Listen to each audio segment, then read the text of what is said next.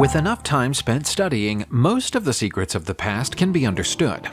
However, most does not mean all. There are some mysteries regarding our ancient ancestors, their lives and achievements that may be destined never to be solved. Mysteries like the ones you're about to see in this video, for instance.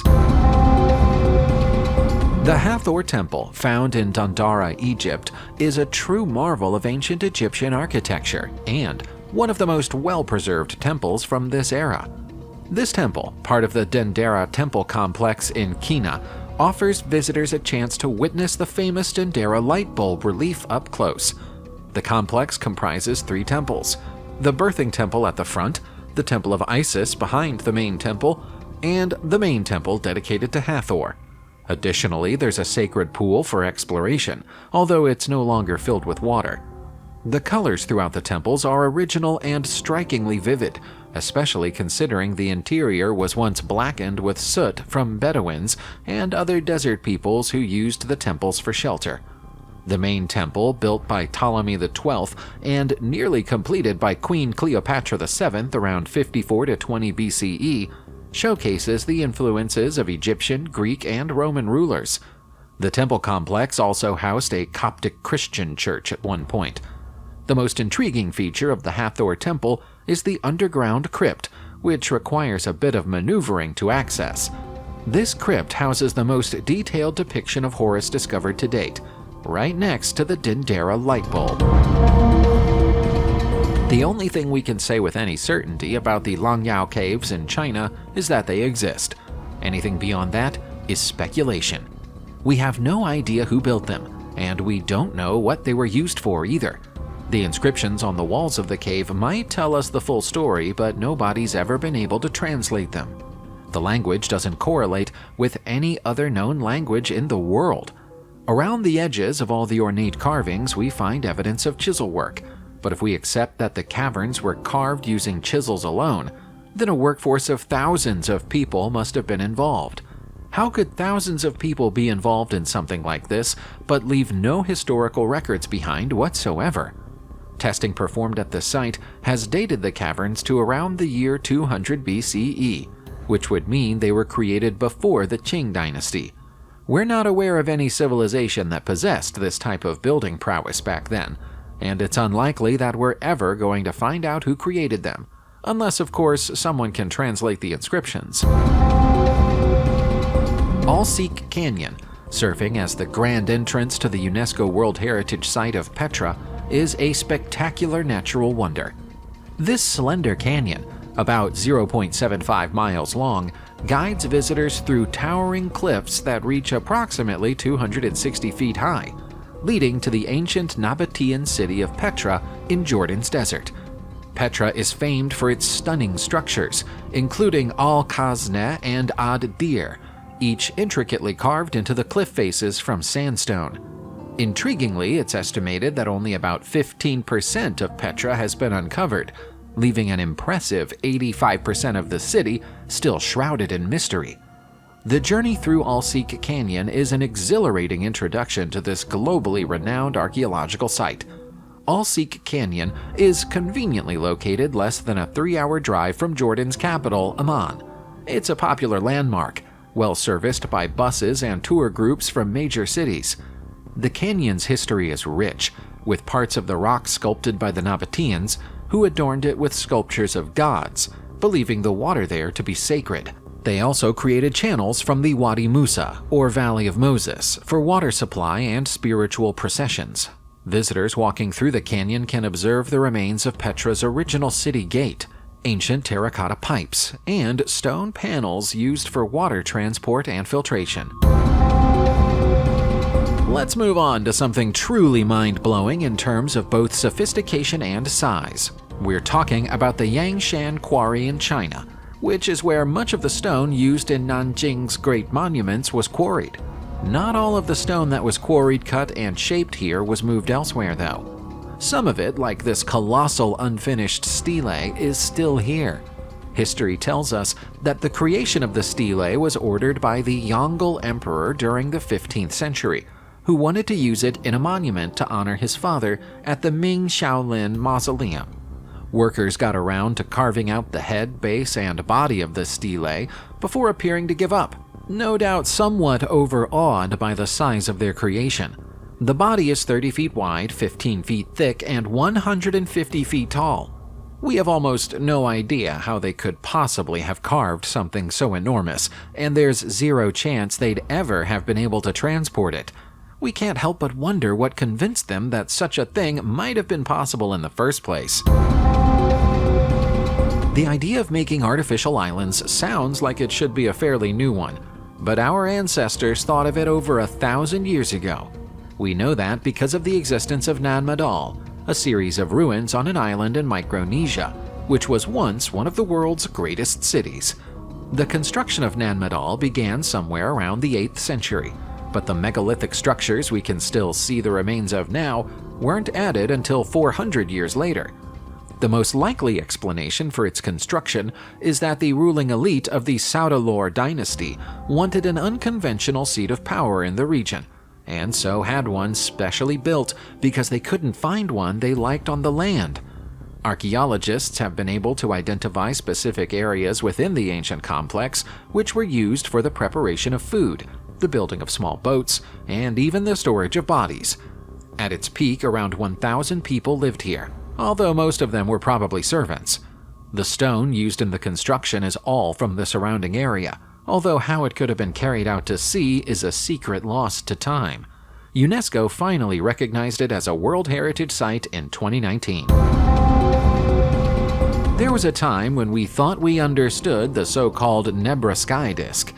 Experts were pretty sure that it was around 3,600 years old and depicted the Sun, a crescent moon, and the stars that make up the Pleiades. As of September 2020, all those theories are out of the window. Two experts from Goethe University in Frankfurt, Germany, have concluded that it's actually 1,000 years younger than has always been believed, and is therefore a relic of the Iron Age. Changing the age of the artifact means that the astronomical assumptions made about what it depicts must also now be considered obsolete. There are also new questions about where the artifact came from. It was discovered in 1999 in Saxony-Anhalt, Germany, but the copper used in its construction is from Austria, and the gold and bronze both come from Cornwall in England. Someone went to a lot of trouble to make it, using materials gathered from far and wide. But if we're wrong about its age by 1,000 years, then we have to accept that the stars on it are unlikely to represent the Pleiades. What might they represent instead? Unfortunately, we have no idea at the moment. Perched high in the mountains of Peru lies the ceremonial center of Chavín de Huántar, a site that fascinates the mind with its ancient grandeur. The centerpiece of this complex is the Lanzan, a 15-foot-tall granite stela housed in a temple that forms the spiritual heart of the Chavín civilization, which thrived between 900 and 200 BCE. The Lanzan, named for its lance-like appearance, is far more than just a statue. It was considered a living god by the Chavín people, a unique belief in the Americas.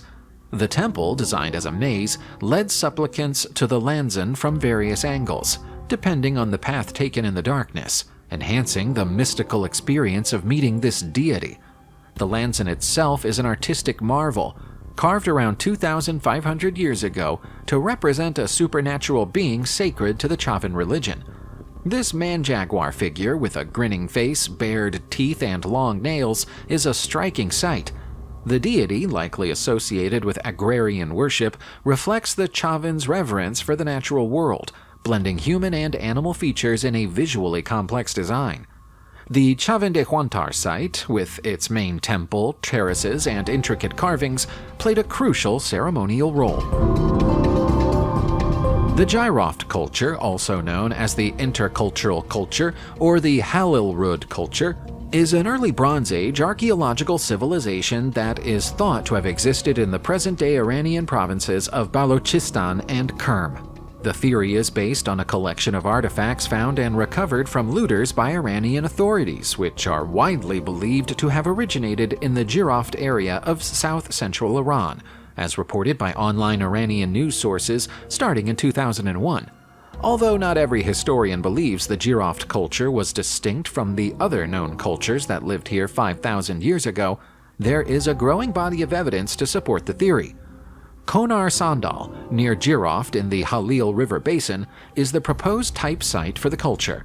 Shar-e-Sukhta, also known as the Burnt City, Tepe Bampur, Espiedej, Shaddad, Tal-il-Iblis, and Tepe Yahya are also notable sites possibly related to the civilization. Yusuf Madijazde, the head of the archaeological excavation team in Jiroft, was the first respected scholar to recommend classifying these sites as an independent Bronze Age civilization with its own architecture and language.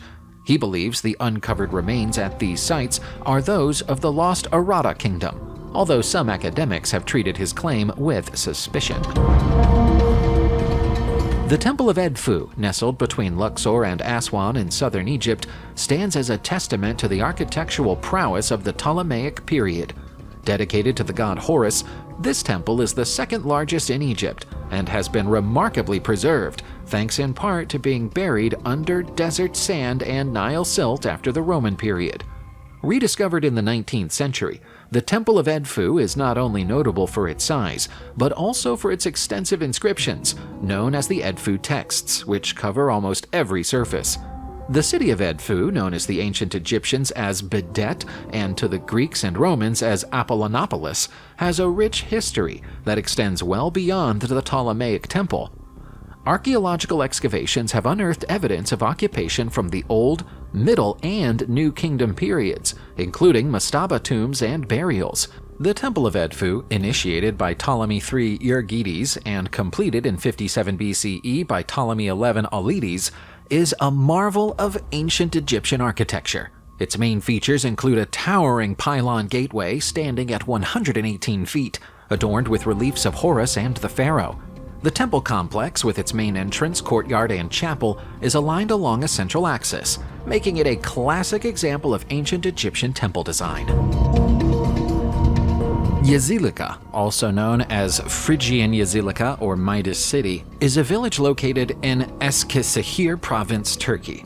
It is famous for its Phrygian archaeological remains, such as the settlement of Midas City and a number of rock-cut reliefs, including the famous so-called Midas Monument, which was previously believed to be the tomb of Midas, as in the biblical figure. Other rock-cut reliefs at the site include the unfinished monument and the hyacinth monuments.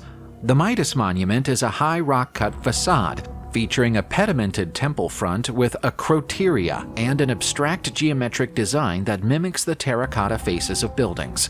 It contains a niche that likely held a statue of the goddess Sibyl and bears an old Phrygian dedication by Ates, son of Archias, to Midas, mentioning his titles as the leader of the people and ruler.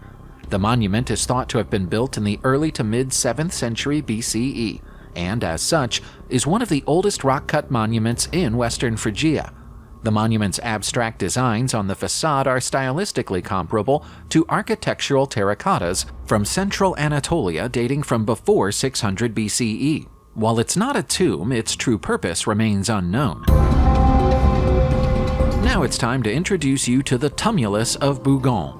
This is an ancient network of barrows in the Nouvelle Aquitaine region of the country.